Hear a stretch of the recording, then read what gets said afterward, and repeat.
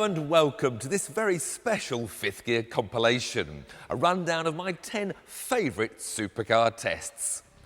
Hold tight.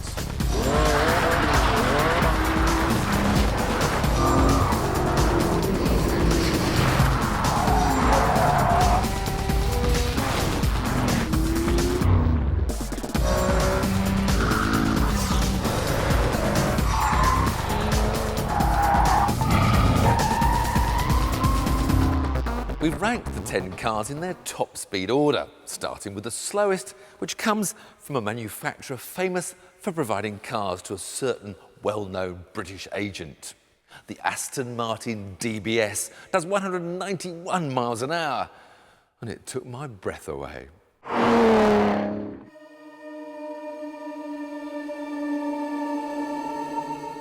Astons are always beautiful.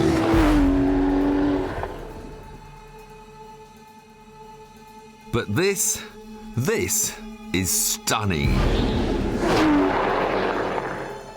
And every inch is designed to make the car faster.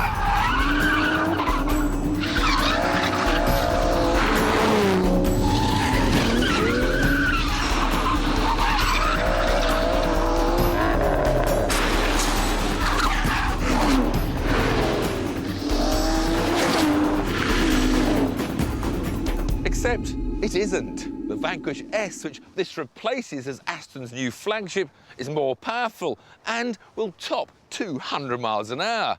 The DBS will only do 191.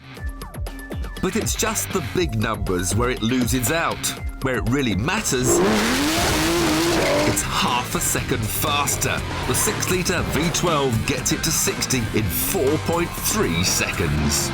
You see, this DBS is nearly 200 kilos lighter than the Vanquish. On top of that, the Vanquish, by modern terms, have become somewhat creaky, almost agricultural, whereas this DBS feels instantly more taut, more precise. In fact, this is one of those rare occasions when I'd just driven the car for about 300 yards, and I said to myself, this is right.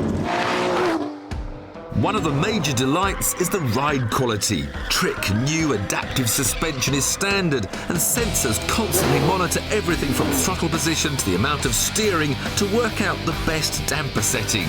It's the kind of car that will cope equally well with every surface between here and Monte Carlo.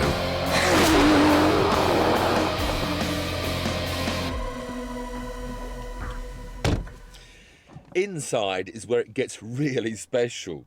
OK, it takes a while to work out what each of these little buttons does, but you have to treat it all like a complete piece of sculpture. It's an amazing thing to behold, from the feel of this chunky-looking gear lever to the special leather chosen for its extra leathery smell.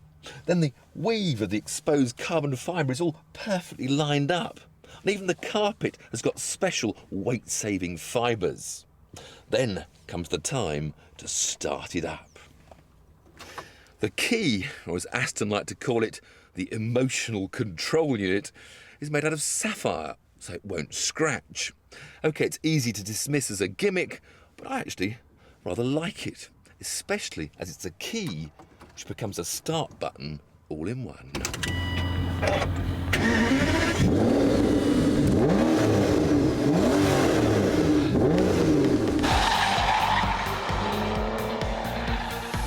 Now, if the sheer sound of that V12 warming up wasn't enough to get you excited about a bit of high-speed motoring, then the mere thought of using the full 510 horsepower gets the adrenaline pumping.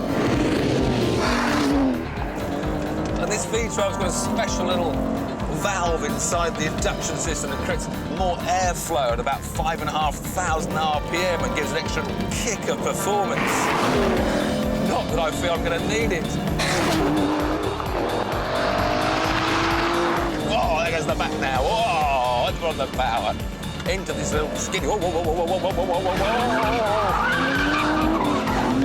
And now, I'll tell you what, this is a big GT car. It's not a nimble little sports racer. And yet around this very tight handling circuit, I'm not getting myself into any big bother. Left and right, and kick the power out. Oh, joy of joys, here we go.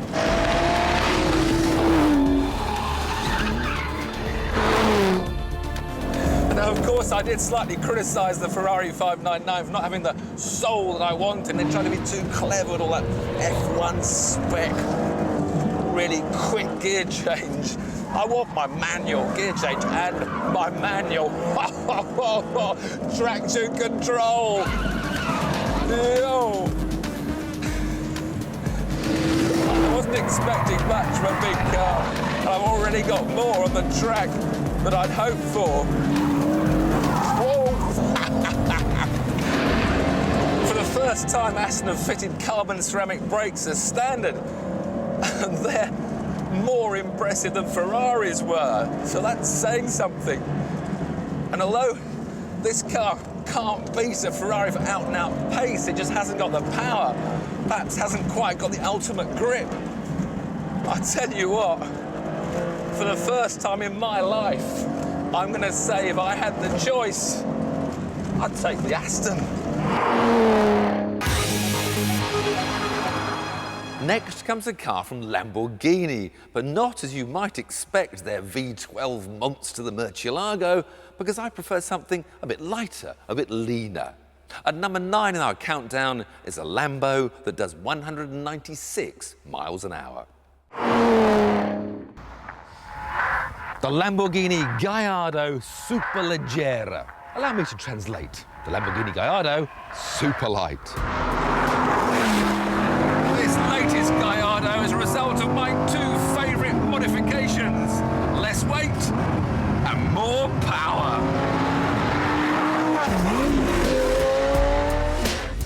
There are carbon fibre trinkets dotted around, from the wing mirrors to the diffusers.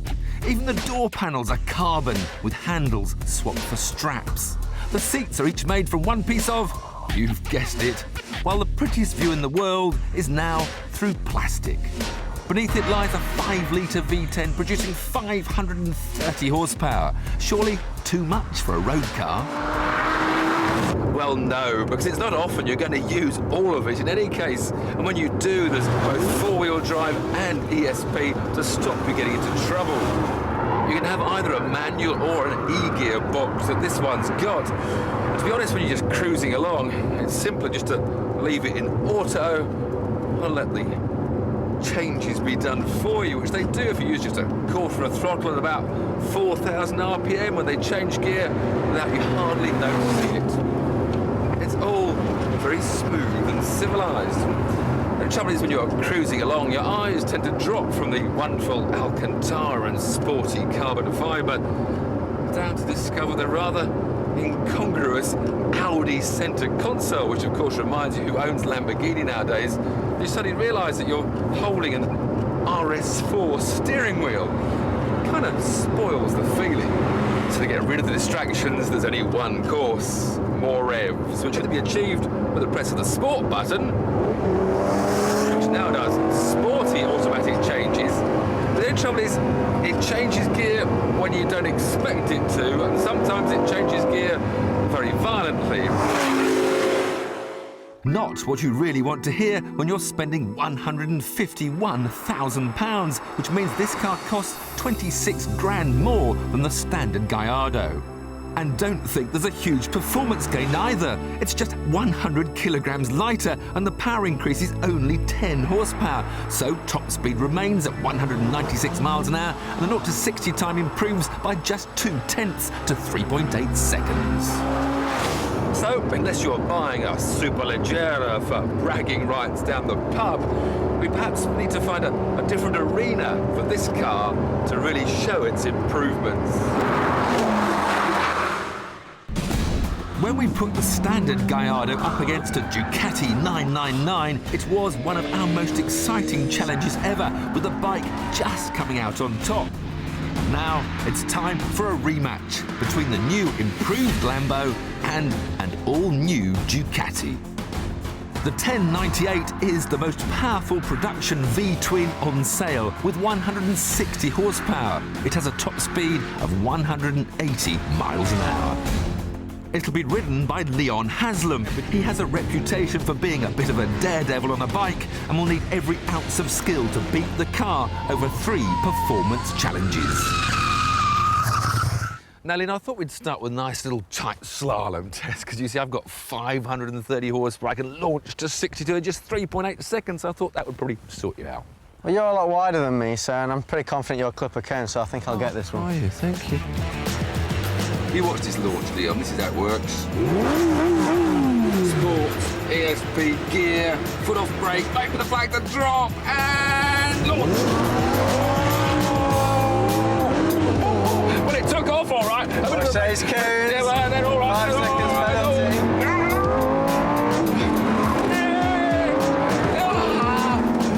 That was a good one there, Leon. So, a blistering 14.01 seconds for me. Can the bike beat it?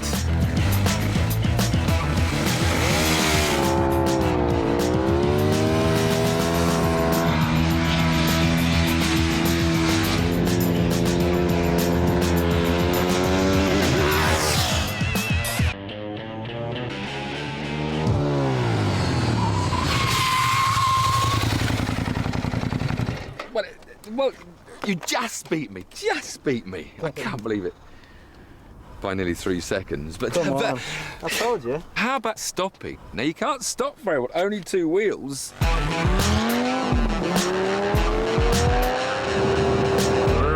steady. 90 miles an hour, 95, 100 miles an hour. Comes the cones.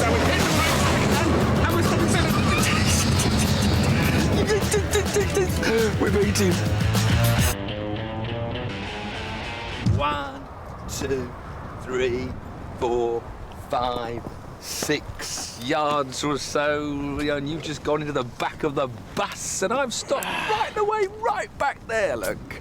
Well, so you've got to win something today. That's 1 each. On then to the final test, a head-to-head race over 2 laps with a rolling start.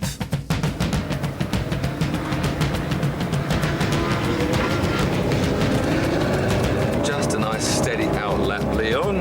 Nothing to worry about. It's the race starts when we come back to the start-finish line. Or if you cheat a little bit, the race starts now. Caught him asleep. Oh, his runes could work.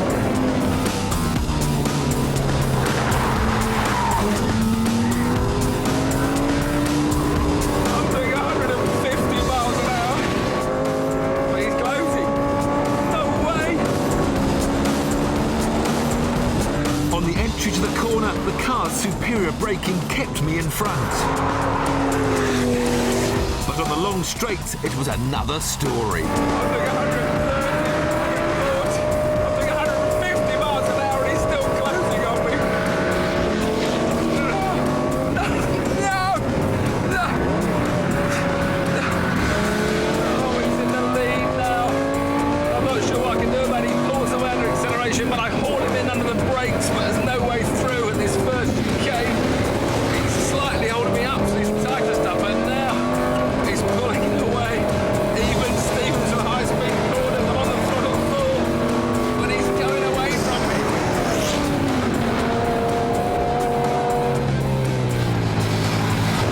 I can hear that V-twin almost laughing in my face. The cheek of it. He's pulled a wheelie through the final corner and I'm right on his backside. Oh, how on earth did that happen? The bike won again.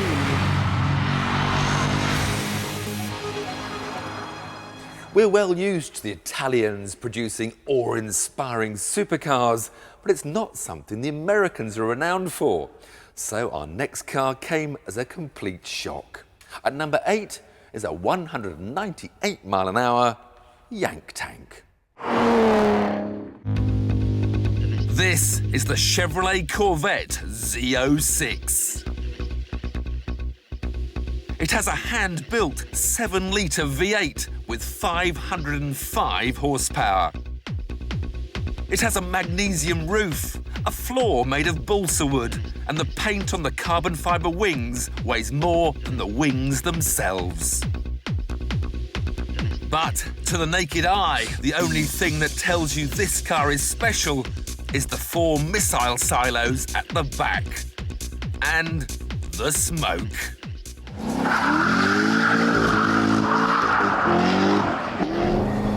It doesn't take long to begin to enjoy this car. OK, there's little to excite you about the interior, which is way behind European standards, but the sounds, the sensations, the feel. I already know that I'm going to enjoy this drive. The excellent Corvette heads-up display not only now keeps the speed always in your eyesight, it's also got a new gimmick of a G-meter, which should keep the kids happy. It tells you how much force you're generating in the bends, and it's great fun trying to get the numbers as high as possible. Turn the corner, plant 500 horsepower, the back goes out, and then it's held. Amazing. The ride quality is very good until you hit a pothole or two and then it jars up through your spine, but in general it's firm, yet quite survivable. This car will do nearly 200 miles an hour and costs just £60,000. They reckon you can drive it straight from the showroom to the track. We'll find out, shall we? 4th gear, tap of the brakes, turn, what bit of a slide early on, 1.13G and a slide on the end of the corner. Oh, a bit carried away. Big turn, and oh. I tell you what, you can enter this car into one of those drifting competitions and you'd win it hands down. Oh dear, sorry tyres. This vet really is beginning to defy all those things that were bad about American cars. First, those brakes, they are still not giving up after quite a few laps. And then there's the handling. No great body roll or wallow here. A taut, firm chassis right under my control. And listen to the sound of it.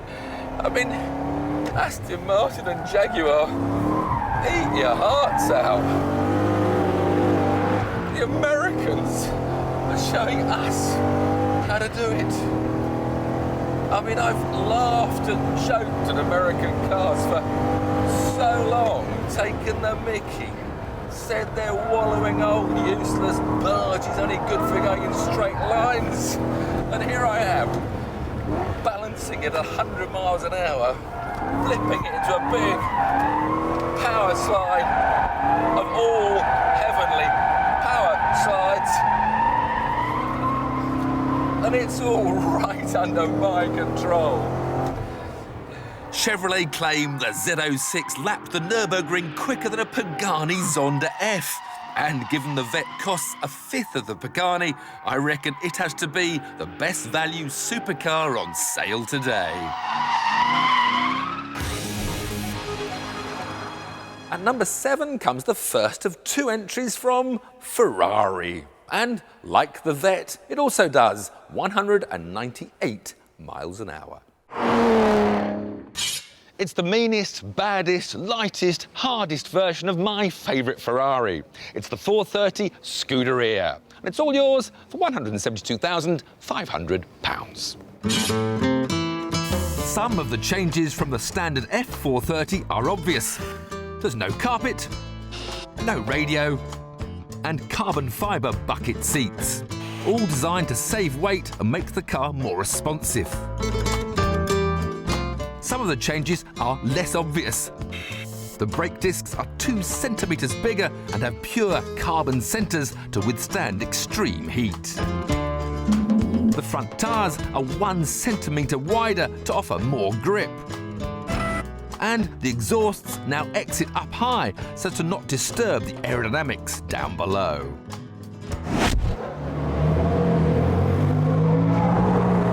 It's a car for Ferrari clients focused on playing at a track, which makes it even more surprising that around this city centre, it's as docile as a Fiat Panda.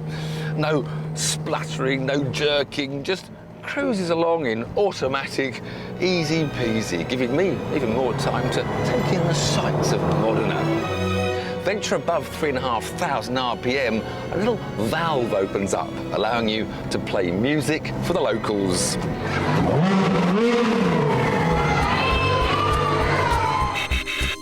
The Manettino switch controls the car's personality. It sets the sportiness of the gearbox, differential, engine and traction control systems. But interestingly, in the Scuderia, the suspension is now controlled completely separately.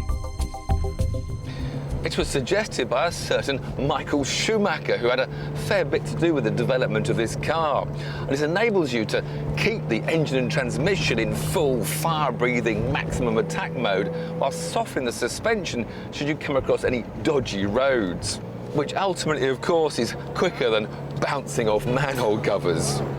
The Scuderia is 100 kilograms lighter, and with an extra 20 horsepower, the 4.3-litre V8 now produces 510 horsepower, while 0 to 62 takes less than 3.6 seconds. All impressive statistics, but one is more telling than all of those. The rumour is that the Scuderia is as quick, if not quicker, than the Enzo hypercar round Ferrari's private test track at Fiorano. Could the £420,000 dream machine really have been beaten?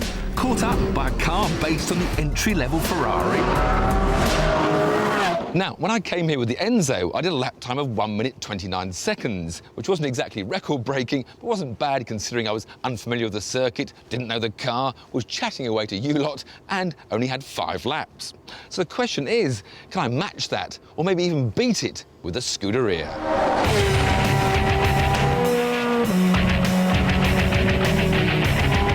You'll notice the car's changed colour, by the way. And that's because this car has got all the telemetry in order to do the lap times. With limited laps to play with, I didn't have long to attempt to beat my Enzo time. And I thought I'd better start in race mode to experience the very latest in Ferrari's F1-developed traction control system. Within just a few bends, the car makes you feel instantly at home. This car is so stable and so confidence-inspiring.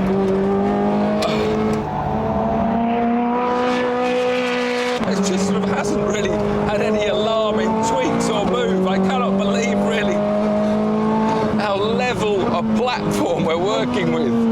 There's no sudden lurches or body rolls. You don't feel any drama involved at all. Now I felt confident in turning all the safety aids off to try for the ultimate lap time. Just me and a throttle pedal, aiming for 1:29. We're now unprotected. We're now going to fully feel the 430 Scuderia come alive.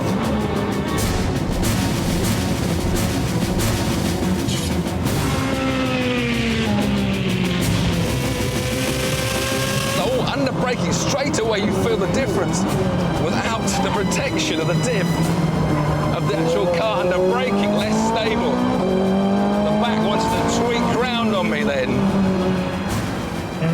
But the car feels a lot less stable all of a sudden.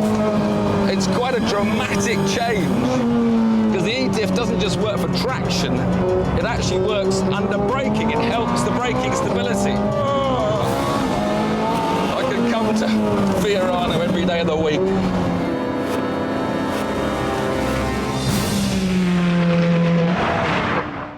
So, what was my lap time? Excuse me, do you have the lap time for Mr. Needell? Had I matched the Enzo's 1 minute 29? And the answer is 1 minute 29.4. The same as the 660 horsepower Ferrari Enzo Ferrari. This 430 Scuderia is quite some car. Now, of course, names like Ferrari and Lamborghini are well established in the supercar world. But back in 2002, I went to test a 200-mile-an-hour car from a manufacturer we'd never heard of. At number 6 in my top 10 is the Pagani Zonda S. A car with aggressive, outlandish looks. A car with exquisite design detailing. A car with something better than a Commodore Garden V8, a V12. In this case, a 7-litre, 550 horsepower Mercedes V12, tuned by AMG. And a ridiculous price tag, like £298,000.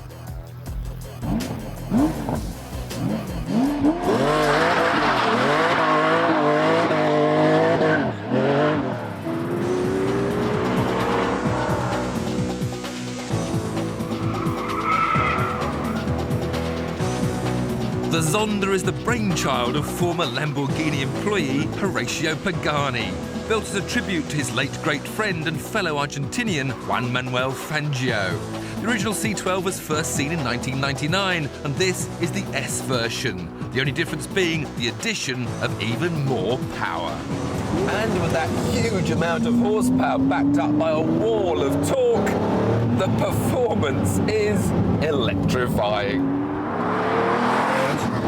60 comes up in just 3.5 seconds with a top speed of well over 200 miles an hour. With only rear-wheel drive, it's wise to keep the traction control on until you're ready to give the Zonda your fullest concentration.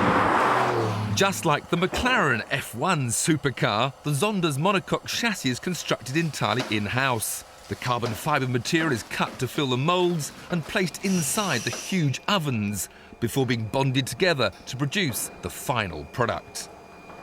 And to prove their quality, they've been driven all over Europe without so much as a murmur.